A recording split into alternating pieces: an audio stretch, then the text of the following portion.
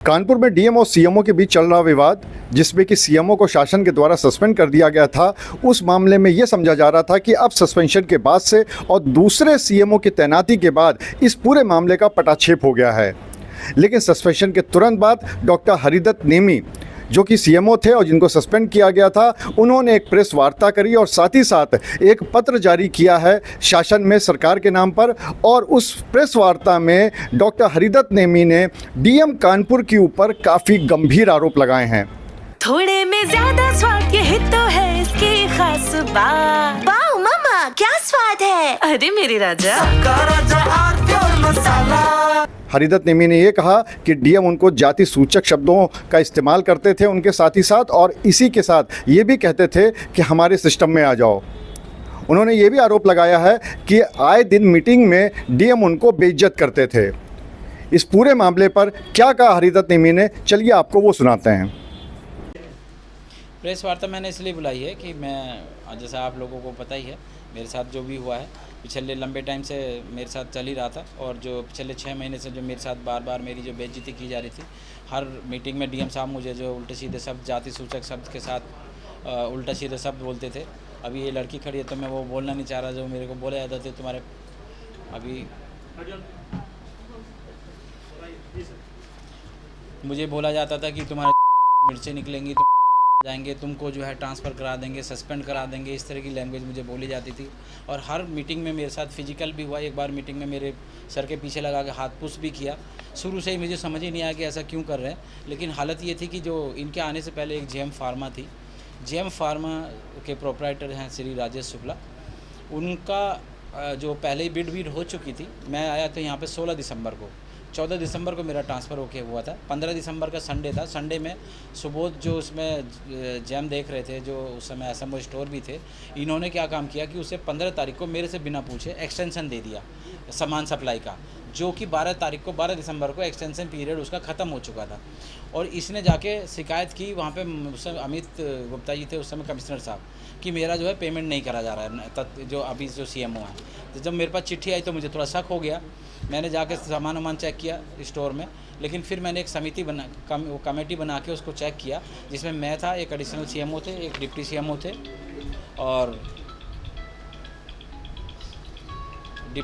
थे और एक इसमें प्रशासनिक अधिकारी थे। चेक करने पे वहाँ पे पता चला कि 1,30,47,000 का सामान आया हुआ था। 30 लाख का सामान वहाँ पर था ही नहीं, और जैम पे सारे के सारे बिल लोड हुए थे। तो इस तरह से अगर मैं उसको आफर दाफड़ में जो ऐसी प्रेशर में अगर मैं पेमेंट कर देता तो 1,30,47,000 का सामान का और 1,60,00,000 रुपये पेमेंट हो जाते। खैर, इसकी जब जांच हुई तो धीरे धीरे इसका पेमेंट रोक दिया गया। बार बार इसे इन्फॉर्म भी किया गया। इसको 2 बार हमने बीच में एक्सटेंशन भी दिया था, वैसे कि आपका जो सामान अधोमानक भी है, कम भी है, और बैच नंबर जो आपका बिल में बैच नंबर है, उससे जो आपका सामान आया हुआ है उसका बैच नंबर अलग अलग है। तो आप इस सामान को जो दोबारा दे दीजिए। ये मैं पीछे कहना भूल गया था कि जो इस तरह का हमने इसको 2 बार चिट्ठी दी थी, लेकिन इसने सामान बदलने के बजाय इसने हंगामा काटा, बदतमीजी करी, इसी तरह का वहाँ माहौल बना रहा। इसका पेमेंट हमने नहीं दिया। नहीं, डीएम साहब आ गए, जनवरी में आए थे ये लोग। पहले ही दिन आके डीएम साहब से मिल गए, और दूसरे ही दिन मेरी डीएचएस थी। और जब इनसे आके इन्होंने मिल गए, दूसरे हमने सुबोध को इसलिए हटाया था कि वो क्लिनिक रजिस्ट्रेशन भी देख रहे थे 8-9 साल से। और उन्होंने जाते जाते 30-35, मैं भी पीछे उसे भूल गया था, 30-35 नर्सिंग होम का रजिस्ट्रेशन भी किया हमारी बिना मर्जी के, हमसे बिना बताए। और कोई भी हार्ड कॉपी या कोई भी सॉफ्ट कॉपी किसी भी नर्सिंग होम की अवेलेबल है ही नहीं। ये तो अब जब हम उसको पोर्टल, क्योंकि 2021 से पोर्टल पे आ गया है, ऑनलाइन होना है सब कुछ। अब इस साल से हम उस सबको जो है ऑनलाइन कर रहे थे। और इस तरह से जो इनको सुबोध को हमने डीटीओ बना दिया, तो जब इस पर ये चार्ज हट गया तो ये भी बौखला गए, जाकर डीएम साहब की गोद में बैठ गए। आरएन सिंह जो है वहाँ पे एनयूएचएम देख रहे थे, उन्हीं की उसका ये सामान खरीदा जाना था। जो सामान था ये 1,60,47,000 का, ये एनयूएचएम का ही सामान था। अर्बन हेल्थ पीएससी और urban health and wellness centre का सामान था ये। तो ये इसमें जो आरएन सिंह थे वो भी प्रॉपर्ली इसमें इन्वॉल्व थे, और वंदना सिंह जो एसएफओ थी उसकी भी मिली भगत थी इसमें। इन सब ने मिलकर इनको बिड दी। बिड ऐसे दे दी कि ये जो कंपनी थी ये सीबीआई से चार्जशीटेड थी। आपको पता है 2010 वगैरह में जो हुआ था उसी समय से सीबीआई चार्जशीटेड थी, और ये जेल भी जा चुके हैं उसी प्रकरण में। उसके बाद भी इसी को कंपनी को इन्होंने जो L1 पे लेकर इसको दे दिया गया, इससे सामान लिया गया। ये जब हुआ जब इसकी डीएम साहब ने हमको आदेश दिए थे और इसकी चेक करा गया कि बिड इसका जो है इसके जो जेएम फार्मा है इसके बारे में इसका निरीक्षण करके इसकी जांच करके दी जाए। तो जब इसकी जांच करी गई तो गलत तरीके से इसको बिड दी गई, सीबीआई चार्जशीट को दी गई। इसका आईटीआर भी 2 साल का था जो कि 3 साल का होना चाहिए था। जो और 3 कंपनी थी इसके साथ में, उनके पेपर पूरे होते हुए भी उनको जो डिसक्वालीफाई कर दिया गया। इसको क्वालिफाई करके इसको ये दे दिया गया। तो इस चक्कर में इनका पेमेंट रुका। इन्होंने बराबर हमारी शिकायत रखी, हर रोज़ शिकायत की। हमारे यहाँ 1 महीने का बराबर 1-1.5 महीने का जो इन्होंने जाके ऑफिस पे हंगामा काटा है, रोज़ इन्होंने अपनी शिकायत की है, डीएम साहब क्या किया है, शासन में भी की है। 125 पेज की जो हमने इसकी जाँच की थी वो हमने लेके यहाँ से और शासन तक सब जगह भेजी है, उसको किसी ने संज्ञान में नहीं लिया। 15 डीएम साहब पहले दिन से ही हमारे पीछे पड़ गए। उन्होंने हमको अपशब्द कहना और जाति सूचक शब्द कहना और इस तरह की मंदबुद्धि हो, तुम काम नहीं कर पा रहे हो, तुम बहुत शिथिल हो, ये वो इस तरह की भाषा शुरू से की है।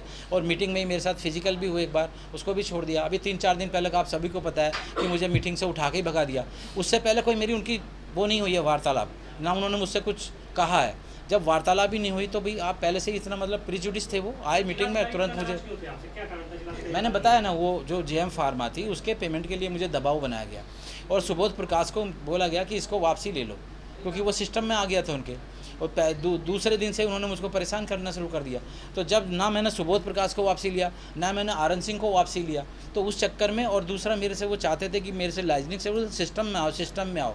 डिमांड की उन्होंने, पैसे की डिमांड की। जो पैसे की डिमांड उनकी मैं पूरी नहीं कर पाया। पैसा खोला नहीं, लेकिन पैसे की उन्होंने मेरे से बराबर डिमांड की। जिलाधिकारी महोदय ने,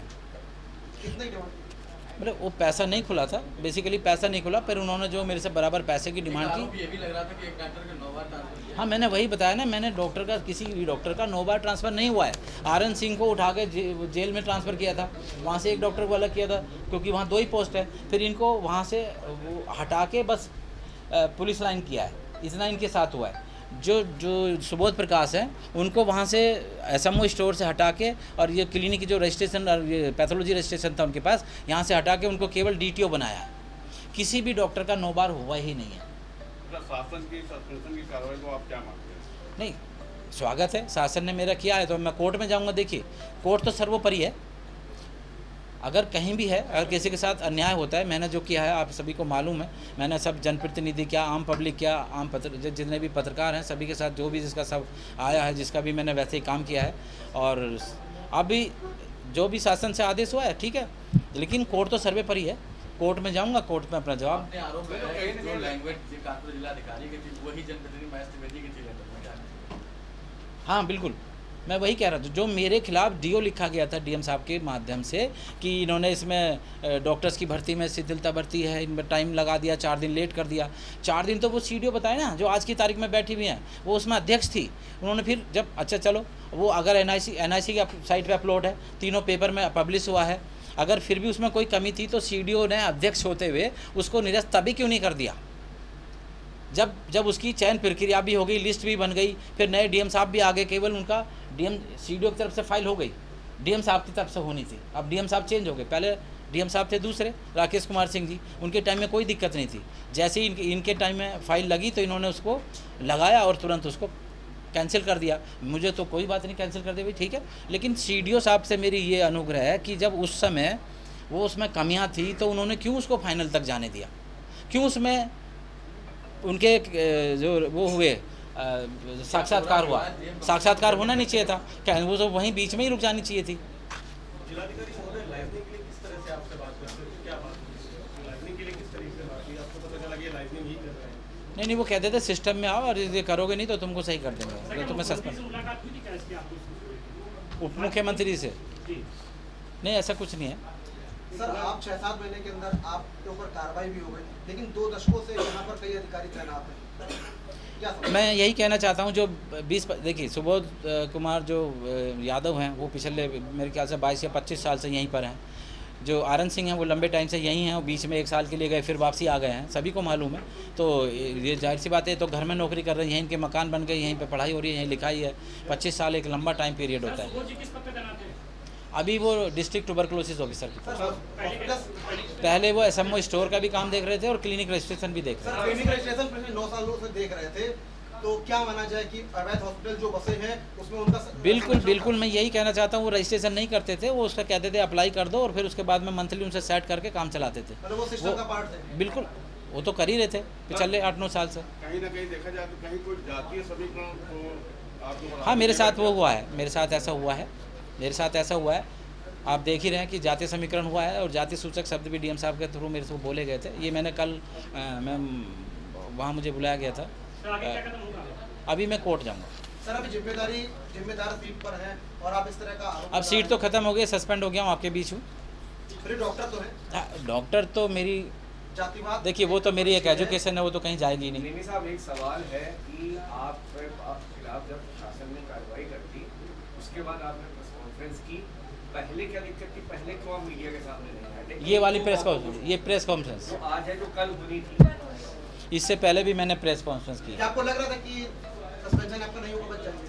नहीं, मुझे ये उम्मीद नहीं थी कि मैं सस्पेंड हो जाऊंगा। मुझे ये था कि मुझे कहीं भी भेज दिया जाए, चाहे मुझे कंसल्टेंट बना के भेज दिया जाए, चाहे मुझे जॉइंट डायरेक्टर बना के भेज दिया जाए, पर मुझे ये इस तरह की उम्मीद नहीं थी, क्योंकि इस तरह का कोई मेरे पे चार्ज भी नहीं है। शासन में आपने रिपोर्ट मैंने देखिए ना, तो मैंने कोई वित्त घोटाला किया है ना, मैंने किसी का आहित किया है, कोई फाइनेंशियल कोई है नहीं इसमें। ट्रांसफ़र रिपोर्ट बना के भेजी थी, क्या उसको दरकिनार कर दिया क्या? बिल्कुल, उसको सुना जाता तो ये बात ही नहीं होती, उसी का तो हवाला दिया है।